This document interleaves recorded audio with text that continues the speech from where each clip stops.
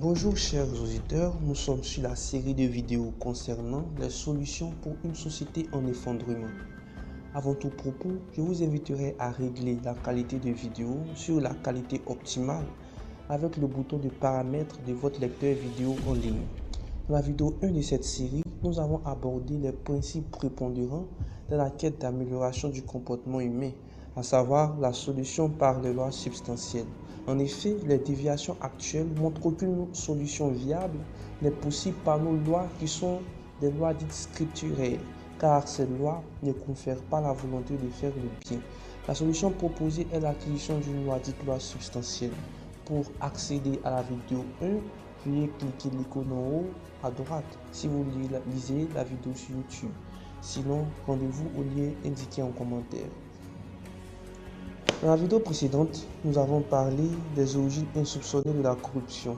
Nous avons vu la source de la corruption dans une déviation de l'instinct de survie qui entraîne un amour de soi haute mesure provenant d'un manque de sécurité et une peur inconsciente du lendemain. Les solutions proposées ont été la solution psychologique par le recouvrement de la sécurité naturelle, par la réconciliation avec la source de l'harmonie parfaite de la création, et la solution comportementale par l'acquisition de la loi substantielle. Pour accéder à la vidéo précédente, veuillez cliquer sur l'icône en haut à droite si vous lisez la vidéo sur YouTube. Sinon, rendez-vous au lien indiqué en commentaire. Aujourd'hui, nous parlerons d'un mal qui gangrène nos sociétés, à savoir l'injustice. Quelles sont ses origines et comment la combattre? L'injustice est définie par le Robert électronique comme le caractère d'une personne, d'une chose injuste, aussi comme le manque de justice. D'après ce dictionnaire, ce mot entre dans la langue française en 1050 en considérant justice avec un double sens suivant. D'abord, principe moral de conformité au droit positif, c'est-à-dire tout ce qui a trait à la loi, à la légalité, ou principe moral de conformité au droit naturel, c'est-à-dire l'équité. Alors, parler d'injustice revient à parler d'une part des cas aux textes légaux et d'autre part des cas à l'équité. Analysons d'abord l'injustice dans son sens lié au droit avec l'affaire Marc Machin. Les faits ont été tirés des sources suivantes: erreurjudiciaire.com, consulté en septembre 2017. L'affaire Marc Machin remonte à l'année 2001. Suite à la découverte du corps sans vie de Marie-Agnès Bédot, poignardée à 3 reprises. La police retient alors Marc Machin comme auteur de ce crime. Marie-Agnès Bédot fut assassinée le 1er décembre 2001. Elle était employée comme assistante de direction. Le jour du crime, elle était sur le chemin du Pont-Neuilly pour se rendre à la salle de gym. 12 heures après le meurtre, la police interpella Marc Machin suite au témoignage d'une infirmière qui était passée sur le Pont-Neuilly quelque temps avant le crime. L'infirmière assura aux enquêteurs qu'elle avait rencontré le soir du meurtre un jeune homme qui n'était autre que Marc Machin. De son côté, ce dernier affirma être à Colombes avec 2 amis, mais les 2 amis en question n'avaient pas la même version. Au bout de la 5e audition, Marc Machin passa aux aveux et reconnut s'être réveillé au pont de Neuilly avec un couteau à la main et du sang à ses pieds.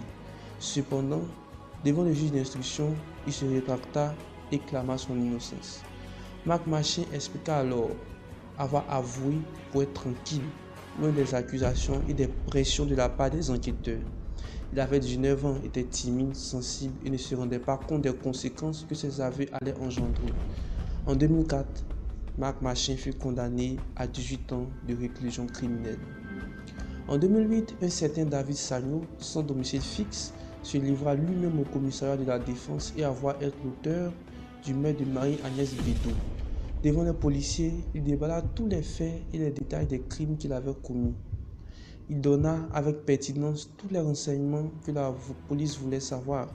Des analyses montraient que les traces d'ADN de David Sagno se trouvaient sous les ongles de la victime, alors qu'aucune trace de l'ADN de Marc Machin n'était présente. Se posèrent alors des questions sur l'enquête qui avait mené à l'inculpation de Marc Machin.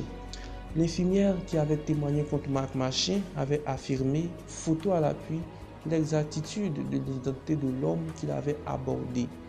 Pourtant, un détail n'avait jamais été clarifié par les enquêteurs. L'infirmière décrivait un homme de 25 ou 30 ans alors que Marc n'avait que 19 ans à l'époque.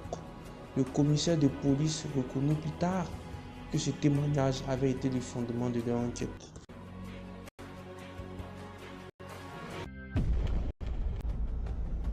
Nous constatons que la justice liée au droit a des limites car elle ne se base pas toujours sur la vérité mais sur la logique des preuves qui peut être forcée conduire à des tragédies. Je ne dis pas là que le droit est inutile mais je dis qu'il est insuffisant. La nature est pleine de choses insuffisantes mais pas inutiles. Boire de l'eau uniquement ne suffit pas pour garder un être humain en vie. Pourtant, l'eau n'est pas inutile. Mieux, si elle disparaît, la vie disparaît. C'est d'ailleurs conscient de cela que le système judiciaire fait appel durant les procès au bon sens des jurés en plus de la solution de la logique des preuves. Alors, si vous suivez bien la logique de cette série de vidéos, il apparaît encore là le concept des limites de la loi scripturaire. Je vous inviterai donc à lire la vidéo 1 pour comprendre comment régler ce genre de problème. Pour accéder à la vidéo 1 de cette série en cours, veuillez cliquer sur l'icône en haut à droite si vous lisez la vidéo sur YouTube. Sinon, rendez-vous au lien indiqué en commentaire. Que dire de l'écart à l'équité comme signification d'injustice? En fait, le terme équité même est source de problème, selon que l'équité même se définit comme notion de justice naturelle dans l'appréciation de ce qui est dû à chacun. C'est une vertu qui consiste à régler sa conduite sur le sentiment naturel du juste et de l'injuste. Comme vous le constatez, l'équité est arbitraire car elle se réfère au bon sens, au sentiment naturel de ce qui est juste, alors que laisser le libre arbitre à l'homme conduit à bien des déboires pour les raisons qu'on a longuement étalées tout le long de cette série. Mais je veux parler d'une phase bien singulière de l'écart à l'équité. Il s'agit de l'injustice sur la base de l'acception de personnes. Je veux parler de la prise de parti systématique pour un groupe donné, un parti politique, une communauté religieuse, un groupe ethnique. Certains parlent de clanisme, d'autres parlent de tribalisme. Quelle est l'origine de cela?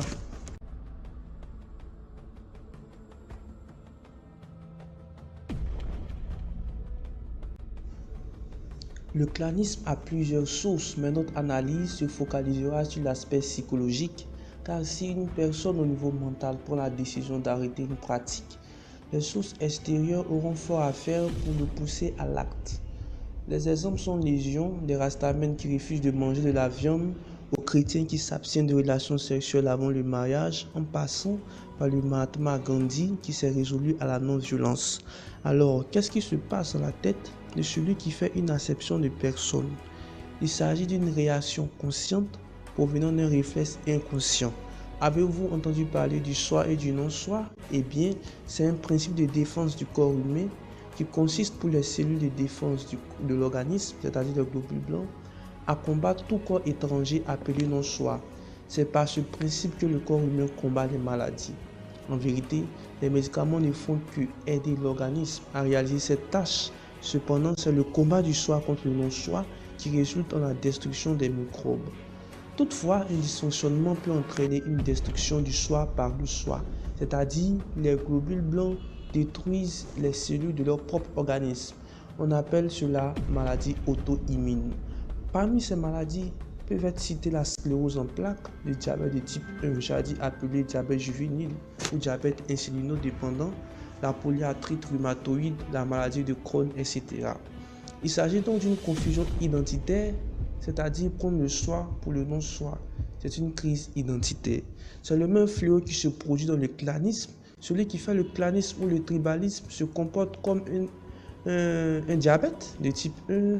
Il vit une crise identitaire qui définit sa proximité ou son intimité ou son inimité avec un être humain sur la base d'une identité politique, religieuse, ethnique ou raciale. Régler le problème du tribalisme revient donc à régler un problème de crise identitaire.